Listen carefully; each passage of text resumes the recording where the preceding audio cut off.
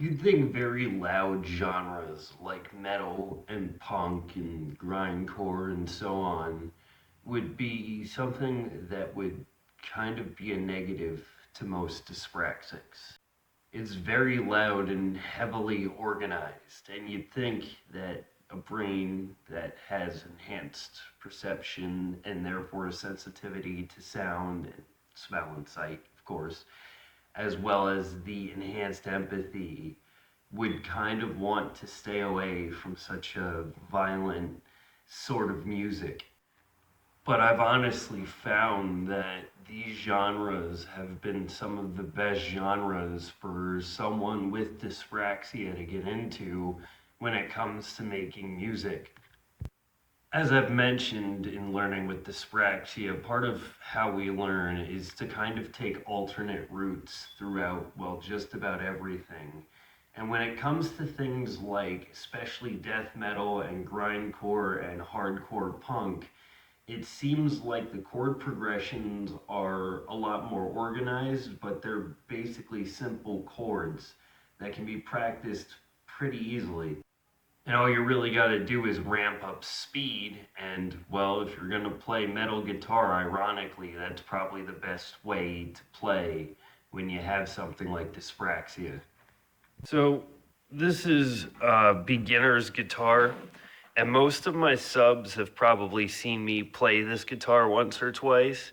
A beginner's guitar is actually pretty good for most Spraxics to start with, usually because it's smaller. Like you get when these Squire Minis, they're smaller and the frets are a little wider, so it's easier to play for most people.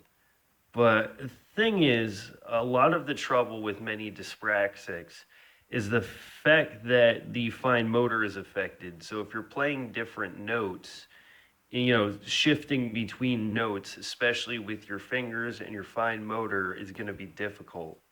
However, ironically, probably one of the easiest guitars for me to be able to play, and I will explain why in a minute, is this. This is my BC Rich Warlock.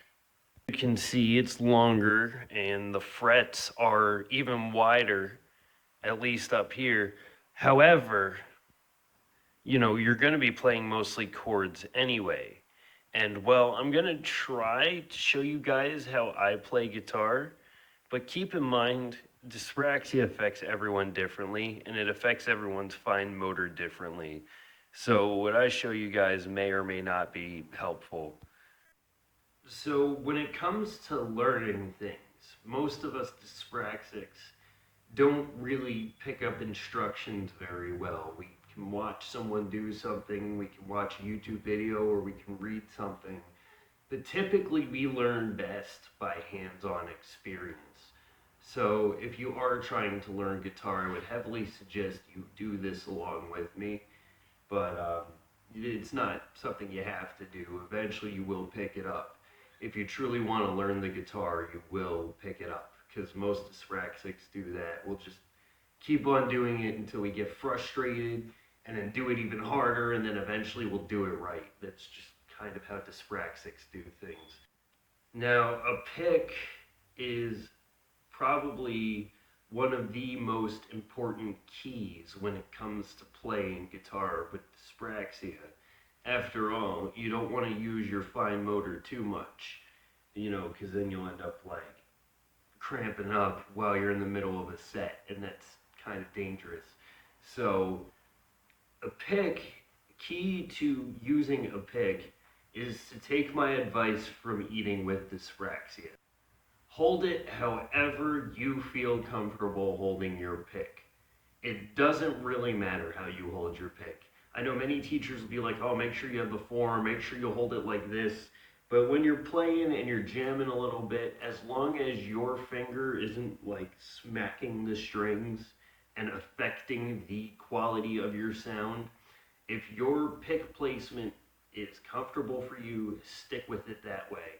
Because I've found anytime I try to arrange my pick placement, or I try to play a certain way or focus on a certain new way, I end up dropping my pick a bunch of times like that. And then it's just It's annoying, especially if you're on set or you're in front of people, and it's kind of embarrassing. If you do insist on playing guitar with your hand instead of your pick, I would heavily suggest picking up bass guitar instead. And I might do a video on playing bass with Dyspraxia too, because essentially one of the easiest ways to play a stringed instrument when you have dyspraxia is to guitar gallop like that, because you're not putting full motion into your wrist thumb like, as if you were playing like a power ballad or something. Instead, you're just playing it, strumming it like you would a bass or a banjo. And if you insist on playing guitar this way and you like the way it sounds and it complements your music, don't let anyone tell you you're playing wrong, because honestly, music is such a subjective thing. And there's people that are into things like harsh noise, so trust me, someone's going to listen to your stuff and think it's pretty cool. So if you are going to freehand it, best thing to do is to take one of your fretboards, mainly this one. I mean, the thing is, most beginner guitars will have a certain fret layout, but you just rest your thumb on the fretboard, and then you can pluck your strings like that. And you can get a method for it. You can get it done a little easier if you want to do it that way, but I find the pick allows for a lot more fluid motion, and it just makes it easier to play with dyspraxia. Now, your hand placement on the fretboard, that's something different entirely.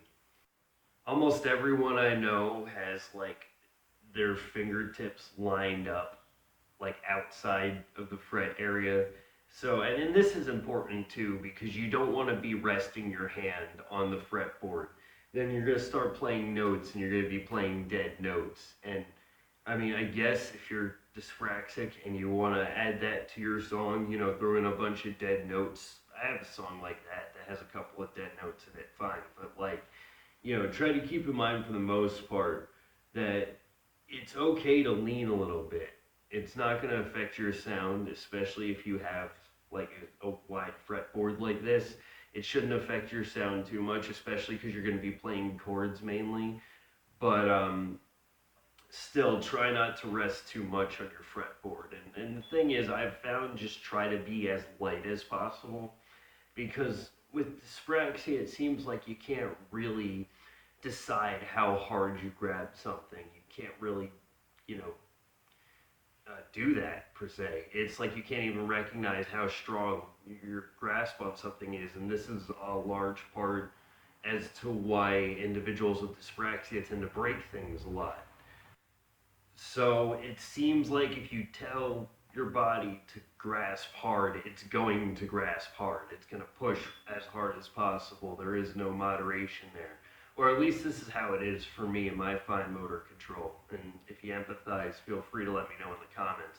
But if I play light, then, yeah, I'm really floating over the strings, but I'm floating over enough that it's not pressing on the fretboard too much, and I'm still hitting my note. And this takes practice and a whole bunch of time, but by the end of the day, you're going to be frustrated and you'll actually get it down, and then you'll be like, oh, finally I can play guitar now. Now, there are a couple of very easy songs you can learn, and there are a couple of, simple chord progressions you can pick up. A lot of people, and this is why grindcore and death metal are kind of your best bet, a lot of people just play chords, like just simple open chords. You can do this if you're like a rhythm guitarist, or if you choose to do something else like vocals as well. And that's the thing, I am mainly a vocalist. The guitar isn't really my focus, but I've gotten to a point where I could play it decent enough to be passable. Again, there's a lot more freedom of movement with the bass guitar, and I'm definitely gonna have to get a bass guitar when this next stimulus rolls out, because, America. But when that happens, I'll do a follow-up video to this about playing bass guitar with dyspraxia, because I've found that bass guitar is a lot easier to pick up, and even if you just use it as a starter, because I know there's that stigma around being a bass player, but even if you just pick it up eventually, bass is one of the easiest things to pick up. And it's as simple as strumming. And most people don't even use a pick when they play bass. I don't even use a pick when I play bass. And I'm dyspraxic. Now, something many individuals find themselves having trouble with is tuning. And even if you don't have dyspraxia, tuning a guitar is difficult because you have to be very precise if you really want it to sound nice and crisp. So, me saying crisp just set that off. Um, Many people like to kind of tune by ear. That's not exactly the most possible thing when you have dyspraxia due to the fact that what you're hearing is going to be completely out of sync with how you're playing in many cases, unless your proprioception's a little better. It's a little dirty, but I actually have a specialized amplifier, and this is also going to become important later when I talk about actually playing with their dyspraxia. But the thing is, I'm hitting the D chord now, and as I just tuned this, the D on the screen is lighting up. And so that's kind of a benefit I have. If you can find like a tuner like that, or you don't even really need it into your amp, this is just kind of a subtle brag to some extent. But you can always pick up like a tuner real cheap at any, guitar shop, or even I think Target has them in some locations too. As for the tuning you want to use, because you're going to be mainly making like death metal, you know what I mean, or grindcore, I would heavily suggest drop D. It's like the de facto for metal because it allows you full access of that D chord, and it meshes well, especially if you're playing mostly chords. So one of the simplest and easiest songs to play when it comes to guitar, at least for me personally, is Breaking the Law by Judas Priest. A large amount of it is chords too, but you also have that hook that they play throughout the song, and especially at that chorus, that fuck dyspraxia.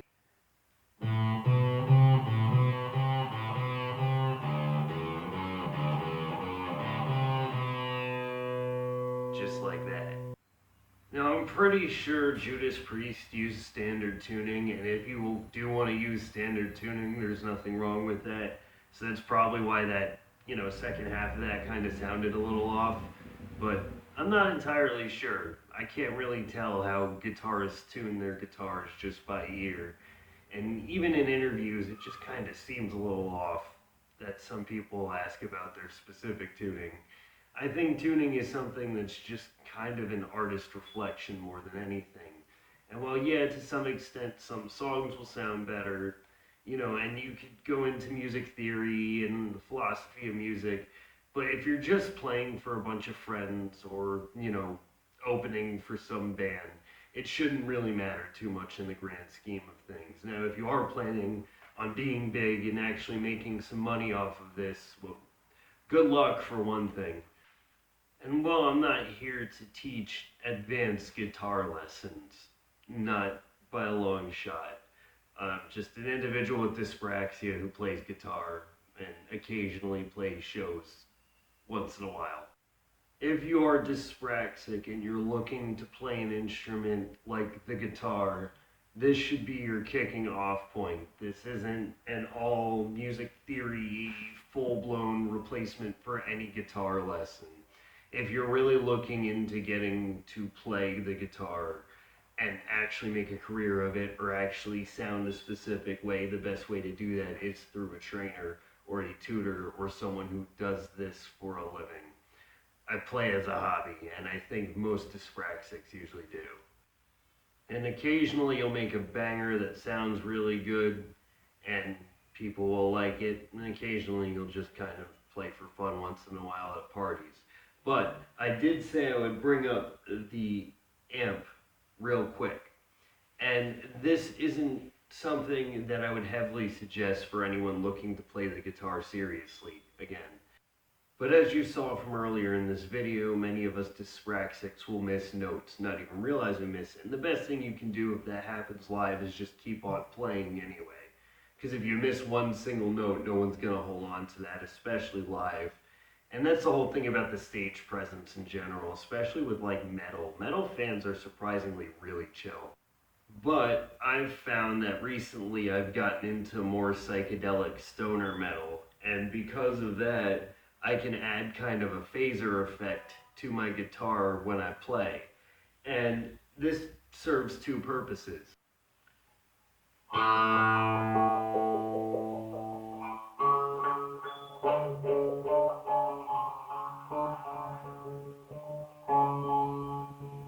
Yeah, not only does that sound trippy as hell, but I totally missed a note there and you probably didn't even notice. Now, this isn't just a safeguard, especially if you actually regularly make songs like this now, like I do. You know, you can't really fall back on it if you miss a note, because once you record a song, people are going to remember the song like that, and they'll notice if you miss a note if they're listening to it later on. They're not going to hold it against you for the most part, but just keep in mind this isn't 110% foolproof. But especially when it comes to songwriting, it allows for more variability as well. And so you can kind of coast and make some Pink Floyd sounding power ballad within a couple of hours.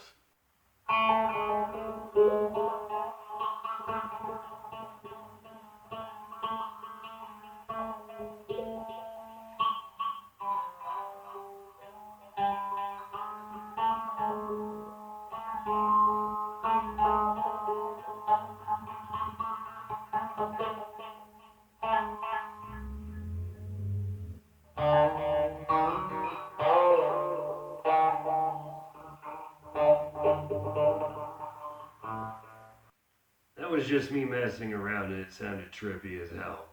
I love stoner metal.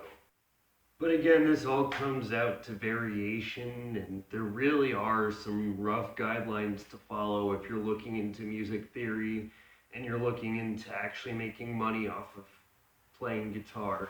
Although there's always a chance that you'll just be fucking around and then it accidentally happens too. That's just part of the random variables that make up the universe we live in. But I would say the guitar is a really rewarding instrument to play, especially if you are looking to play solo.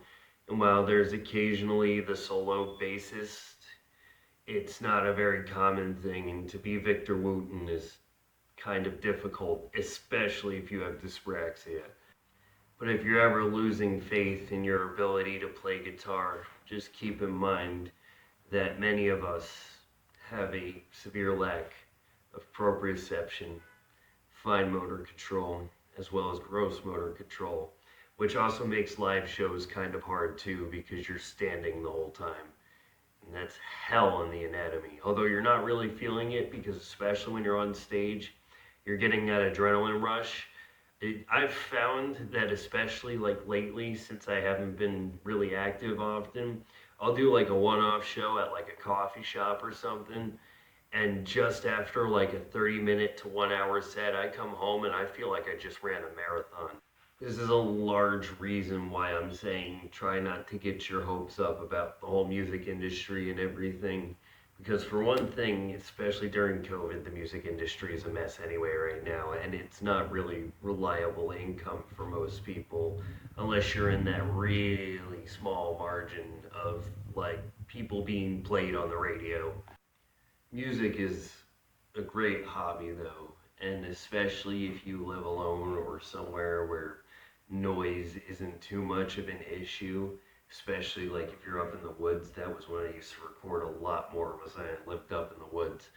Music is one of those great arts that's perfect for someone with dyspraxia, because unlike something like physical art, like for instance making benches as a carpenter, or even just painting, or even just drawing, can be very difficult with an individual with fine motor issues. and the final result is something solid where you can kind of see where all the mistakes you made are. Music is like completely fluid, and there really is no way to decode or, you know, delineate what music is specifically good or bad. It is just a reflection of you in the moment, and it's your current feeling, especially when you're just jamming. I mean, what do you think jamming is? It's literally you just playing, and you can record it, and it's not like a drawing where you kind of have this expectation of what it's going to look like, and it's very easy to see the disappointment in that when it looks like something a fifth grader drew. Where, especially with like a phaser, or even if you're just playing chords and you're playing with a drum loop that you pick up on YouTube or something, you end up having just this thing that sounds good, or at least okay. It's really hard to make bad music, especially with genres like harsh noise. And not that I'm knocking harsh noise, it's just an acquired taste for most people. Or you could get into country or rap or whatever. You know, I'm not here to judge your music taste, but when it comes to being dyspraxic and getting involved in music in any way, or just playing as a hobby, probably one of the best ways to go is with something like metal or punk, and especially punk, where the whole aesthetic of punk is to be DIY and to not follow specific norms. So if you are having trouble playing, you know what I mean? The punks are gonna take you in like nothing, man. And you could just go out and Sid Vicious it your whole way. After all, that's how I even got as far as I did. And while I'm mainly just played like a very local venue and never really toured, I've still had some great experiences just by playing these punk shows once in a while. So don't forget to get yourself out there, even if you're just a hobbyist. It's always fun to do it in front of a crowd too, just feeling that raw emotion. Oh man, I need to start playing and touring again. Stupid COVID 19. But yeah, that's it for this video, everyone. And you guys, have a good one.